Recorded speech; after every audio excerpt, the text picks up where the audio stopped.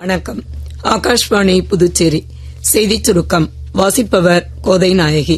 குடியரசு துணைத் தலைவர் திரு ஜெகதீப் தங்கர் புதுடெல்லியில் பாதுகாப்புத்துறை சேவை பயிற்சி முடித்த அதிகாரிகளிடையே உரையாற்றுகையில் பிரிவினையை தூண்டும் முயற்சிகள் உட்பட பல்வேறு சவால்கள் இருந்தபோதிலும் இந்தியா விரைவான பொருளாதார வளர்ச்சி கண்டுவரும் நாடாக உருவெடுத்து வருகிறது என்று கூறினார்.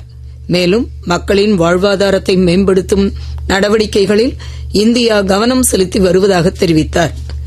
நாடாளுமன்ற மழைக்கால கூட்டத்தொடர் நாளை தொடங்க உள்ள நிலையில் இன்று அனைத்துக் கட்சி கூட்டத்திற்கு மத்திய அரசு அழைப்பு விடுத்துள்ளது.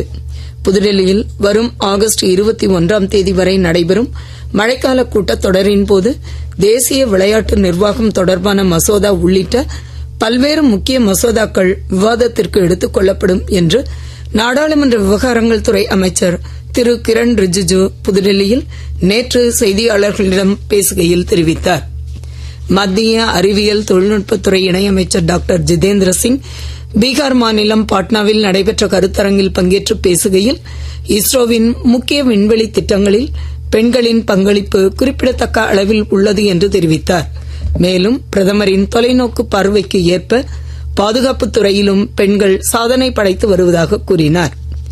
ஆஸ்திரேலியாவில் நடைபெற்ற 66வது சர்வதேச கணித ஒலிம்பியாட் 2025 இந்தியா 3 தங்கம் 2 வெள்ளி மற்றும் 1 வெண்கலப் பதக்கம் உட்பட 6 பதக்கங்களை வென்று தரவரிசை பட்டியலில் 7வது இடத்தை பெற்றுள்ளது.